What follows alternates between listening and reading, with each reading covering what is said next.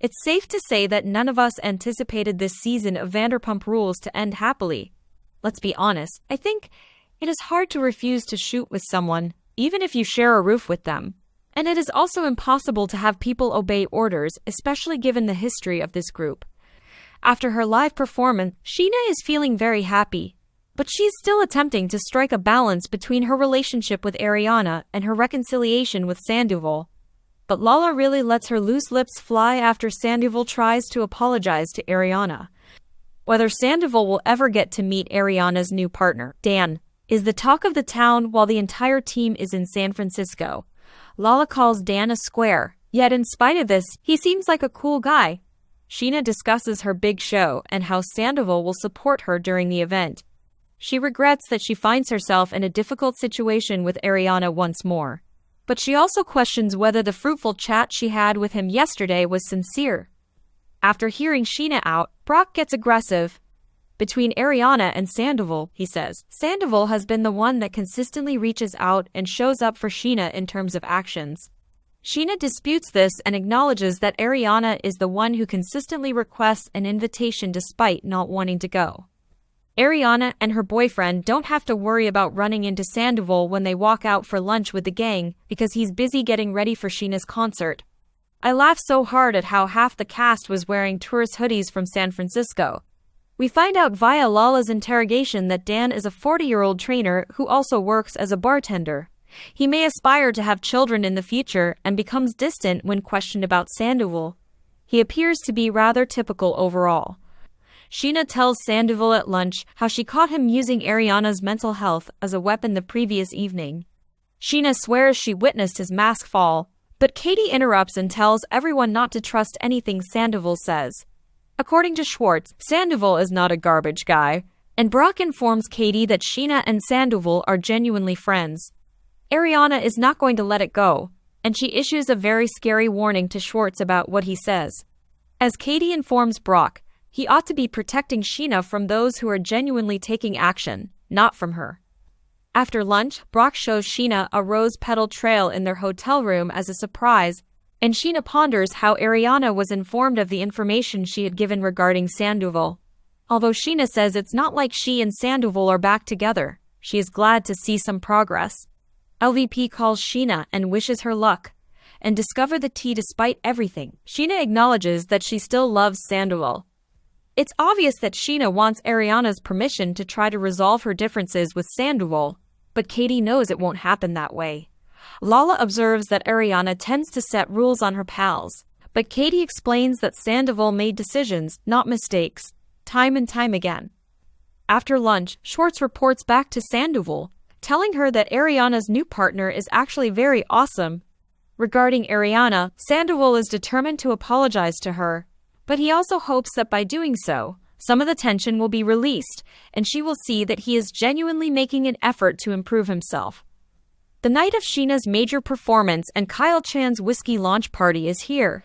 When Scheana first appears in the scene, we find out that Sandoval paid his audio engineer to come assist Scheana out of pure kindness. Scheana is thrilled to have a full band behind her. Dancing at bars is definitely not the same. When Ally and James ponder over the past weekend, James acknowledges that he made a mistake, even though they both like Hippie. He prioritizes Ally above the dog. Ally says James will be the one to marry her when she is ready. Joe unexpectedly appears and rushes over to Schwartz. She admits that she truly does adore him and that their team would have been fantastic. She will accept him in whichever manner she can, even if he might not be a boyfriend in her life. But the vibe is particularly bad when it comes to Katie. Drama is inevitable as Schwartz pulls Joe over to the ladies. Joe calls Katie odd after she apologizes. This is a cruel move by a female. Katie feels no obligation to apologize to Joe, and she questions how Joe's textual deception of being there for her during the divorce resulted in Joe's having sex with Schwartz. Joe informs them both that there were months between that when Lala breaks it down for her. Joe adds that Katie should let him go because she was never her friend. Joe acknowledges not having Katie in mind, and Katie wishes Joe had chosen literally anybody else. After a visibly frightened Joe leaves, Katie tells Schwartz to keep it to himself if he wants to remain her friend. Sandoval expresses gratitude to Brock later for defending him. Although Brock says he is acquainted with both sides of the Sandoval dispute, he feels that Sandoval needs to take the initiative. Sheena is beginning to lose herself in her attempt to be loyal to Ariana, and she wishes that Ariana could know how much she is struggling. Dan is approached by Sandoval, who introduces himself. I swear, during this interaction, I felt myself holding my breath. As a result, Schwartz tells Sandoval that approaching Ariana to try to start a conversation is not appropriate at this time. Sandoval expresses gratitude to Brock later for defending him.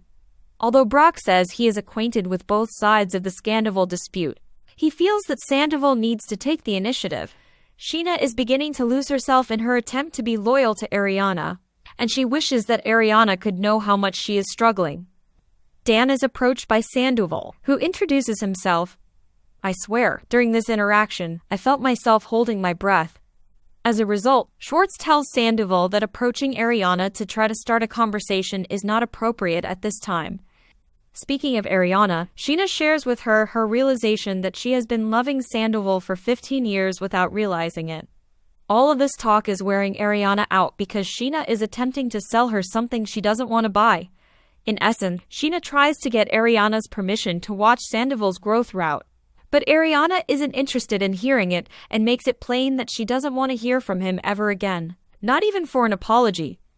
Although Ariana insists she never gave anybody the go-ahead to become friends with her or Sandoval, a dubious brief flashback from the season gives the opposite impression. Ariana storms out, claiming non-informed consent and that he does not get access to her just because cameras are filming. But she gives Sheena a vow that she would never lose her, and they even share a kiss during it. Sheena questions Sandoval about whether he's genuinely attempting to befriend her, or whether it's only because they're shooting since Ariana feels that he's acting. This infuriates Sandoval, who lashes out, labeling Ariana the theatrical one who doesn't even like any of the ensemble. Ariana notes that Sandoval has only made an effort to apologize while the cameras are rolling as she departs the gathering and makes her way to Applebee's. Ariana gets chastised by Sandoval for being unmotivated this season and only wanting to take paychecks rather than participate in specific filming projects. According to Sandoval, he is the one who is there when things go tough.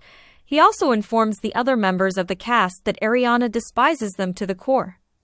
Lala is prepared to breach the fourth wall after observing this from a distance, and boy, is she going to get into problems with Ariana for it.